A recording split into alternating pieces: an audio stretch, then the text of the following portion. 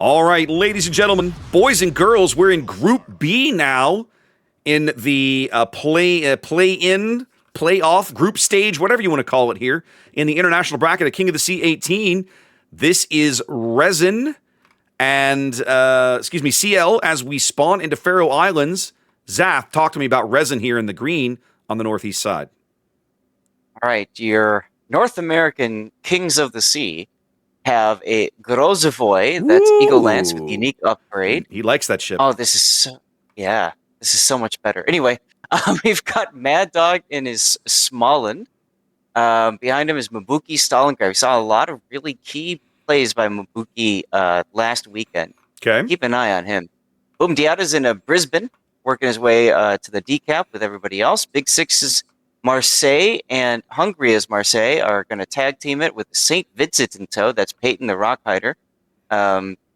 Typical builds there. FIFA also making some huge bungo cross shots all last time. Oh, and there's just happens to be also Legend of Formulas or San Martin just by himself going off to the distance. You have been voted off the island, off to the ACAP with you. Your job is to not die. If you die, we will yell at you profusely. Yep. Good luck. All right, CL coming to the dance here in red, southwest corner of the map, spawning in. I got a Grozavoy of their own, going for reload rather than unique upgrade here. Backed up by Mortis's Harugamo. That's the 420 Blaze It All Harugamo build there with the unique upgrade in slot 5 for maximum smoke. Behind him, Coffee's Stalingrad going for range upgrade. Moving in towards the B cap here, that's CY's Ragnar. Yep, traditional gun build, a little bit of extra gun range, not surprising out of a Ragnar. Maruku's Brisbane right on his heels. Not quite a full torpedo build here, but kind of edging that way with that torpedo reload skill down for 2 points. Work into the south, we're behind the island here off the B cap, Shalomo's Stalingrad. He has also gone range rather than reload on his guns. Eminon's Kremlin backing up, heading north. And then we've got all by himself down here at the bottom. This is poor darling's Svea. We've seen Svea used quite a bit as the lone kiting ship. Mm-hmm.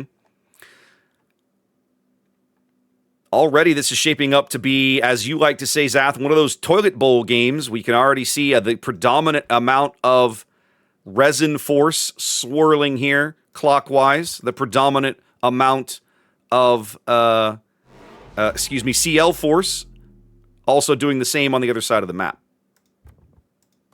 I gotta say, this is the first time I've seen resin use this strategy, though. They usually go hard A. Well, we'll see how it works out for them here. It's possible. Yeah, go ahead.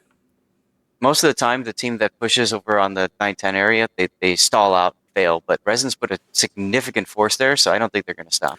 Well, and one of the things that you and I have talked about in previous iterations of the event, we haven't touched on it this morning so far, is that very commonly these high-end teams will have more than one look at a map because they expect their opponents to go watch the streamed coverage of the map they played in, the earlier stage of the event, and that you don't want them to know what your likely strategy is going to be, and so they come up with a second or sometimes even a second or third strategy for the same map. Absolutely, and especially now that we've got the replays that are posted and the renders and stuff. I mean, any player can pull up, any viewer, you guys can do this too at home. Just go to wows-tournaments.com. You can download any of the battle replays and just watch it unfold in front of you as if you're one of the players. It's kind of fun.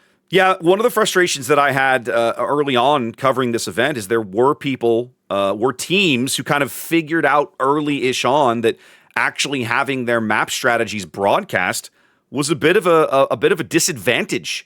And so they would actively try and decline stream coverage. Yep. And the replay system now that Wargaming uses for their big events basically puts paid to all of that. It doesn't matter anymore because if you played in the tournament, anybody can go download the replay of all of your games and study anything they could possibly want to know about the strategies that you've used. Raptor, there are people that actually get paid money to do exactly that and report back to the teams. Like That's literally scouting. That sounds like a TWA thing to me. As First Blood goes to CL with their Kremlin, taking down Legend Formula San Martin. Okay, now he's going to get yelled at by his team. I mean, the sacrificial lamb has been sacrificed, but it's working out really well for CL. They've been able, all the radar they've kept around the B cap has kept Mad Dog off of it until this moment. I'm trying to look and see. The only radar that could pick him up that's available right now is CY's Ragnar. But Mad Dog's coughed up a lot of HP here. Yeah, but don't worry. He's got to heal. It'll buff out. Yeah, well, he's buffing it out now as Mabuki puts up one of his radars. And there comes one of the Stalin radars. The question is, will the shells arrive in time? They should. But they get the reset. They do. Yep, they miss, but they still get the reset. He took a little bit of clip damage there. Mm-hmm. Mad Dog knows he's going to have to just speedy boat away. Yep. Once again, CL defending the B cap efficiently. But now they're able to put lots more pressure on this Ragnar here as finally the St. Vincent, that's Peyton, has turned the corner here down at the bottom of the map. And he's going to be a big player on this B cap now. Right. Darling's Svea continues to back off. And I think the hard thing for RESIN is they can't be as aggressive on that Svea, because if they do, they will end up giving too much of a broadside to Shimono's Stalingrad. As Fatsy's Ragnar, again, very low now. He's 53 seconds away from another heal. Yep. The team tag team. Oh, and they got him lit, Zath. Oh, he had to put it right out. Yes, they did. He took a quick fire. Yes, they did. And they know they got that shell off because a radar's got him lit now. 420 HP, 30 seconds from a heal is Fatsy here in the middle of the board, and they're going to get him. Oh, absolutely, yeah. It's a very important kill for RESIN. It's going to get them back into this game. Yep, they needed those points. So now the Stalingrad is going to be focused, I would say. Shalmo. I never tell if it's a I or an L. I was wondering if these Marseilles were like, it's Big Six and Hungary were like waiting for their speed boost to come back. They could just aggressively push Shalomo's Stalingrad. Big Six just pushed his, and there goes Hungary also pushing his as well. Yeah, it makes sense. They can focus down the Stalingrad. Of course, the Stalingrad's going to burn longer, doesn't have fire prevention. So all they have to do is just keep burning him.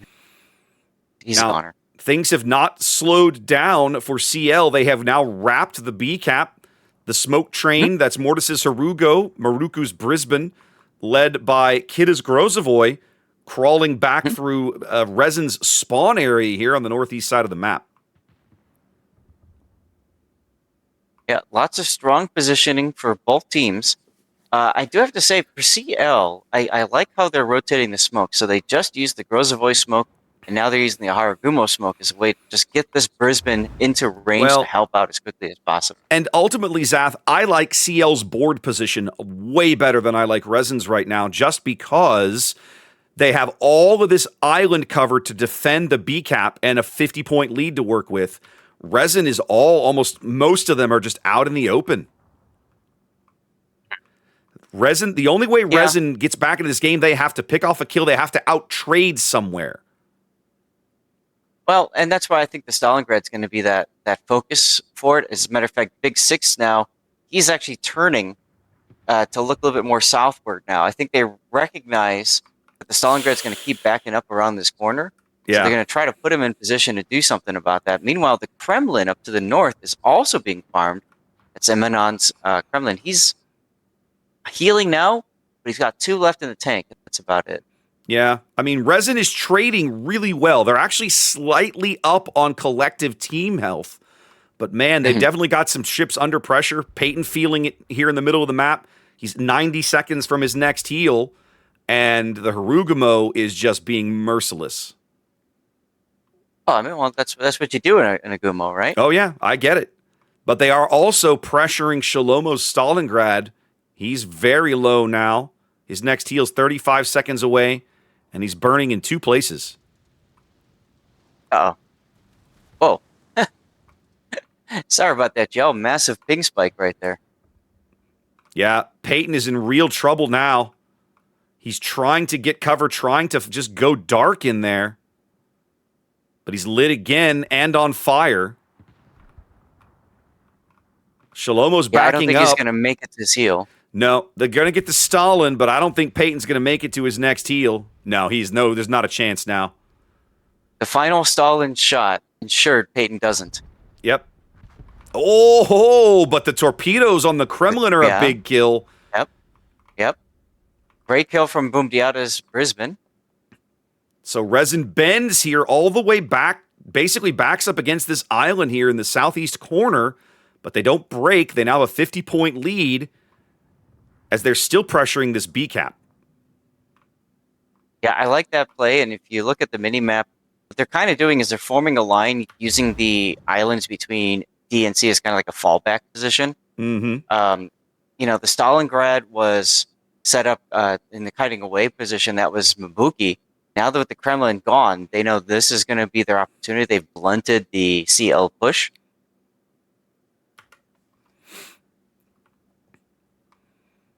Big question is, how many torpedoes is Mad Dog Smolin going to land on the St. Vincent here? 2 so far. More inbound. He's down. Yeah, more inbound. So he waited on the second rack there. That's for DCP, right? So you figure you're going to trigger DCP and then get a sticky. But in this case, it's going to be the opposite. Well, it just worked out that way. Look at Coffee Stalingrad. He's just taking up position on the firing line. He's the next one to get farmed out. Yeah, it looks like he is. I'm not sure why they brought the Stalin in quite this close. It wasn't necessary. But between the Marseille and Mad Dog Smoland, he's going to go off the board here in just a few moments. Even Eagle Lance's Grozovoy getting in on the action. Following his salvo, and it looked like he was trying to get in a position to get a shot on Mabuki as he was turning around. Mabuki also under threat here. A lot of work been done by this smoke train that CL put together that's literally wrapped the whole map. I think they are finally going to pick up this Stalingrad, but he's going to put a bunch of pain downrange on Kita's Grozovoy before he goes out here. I do like the play calling here of rotating the Brisbane, that's Boomdiata, in a position as well, because honestly, he's not afraid of any of these destroyers other than their torpedoes. Nope. And those destroyers, they bag the St. Vincent in the middle of the board. That has to be game. They have free run of the B cap now. Mad Dog already making revolutions to turn in that direction, backed up by Big Six. 60 seconds on the timer, but Resin looking really good here in game 1. The enemy is about to win. Yeah, they definitely have it. So for a strat that they had not employed previously, that you were saying, Zath, looks like this one worked out. Well, obviously, they were probably looking at what CL's been doing as well, right? Where do they put their radar cruisers? What kind of ships do they typically bring? And they thought their way through it. I am curious, how much damage has this Haragumo caused? 77,000 damage. So he's definitely punching above his weight there today, this game. That's right. You've got the mod installed that lets you see that. I didn't. And sometimes it's fun to just see how much damage certain ships have been taking. Like Viva G's Bungo, for example. Let's take a look at that. He's received 87,000 damage. 55,000 is from the Brisbane alone. So talk about mercilessly being farmed. Mm-hmm. But he's still up and alive because guess what? Most of that is probably HE fire damage. Which you just let it go and heal it all back, baby. Fire and flood damage is 100% healable, as is ramming. That's right. Resin with a nice comeback here, going down early on points, holding true, holding their strategy, out trading CL, coming up with a win.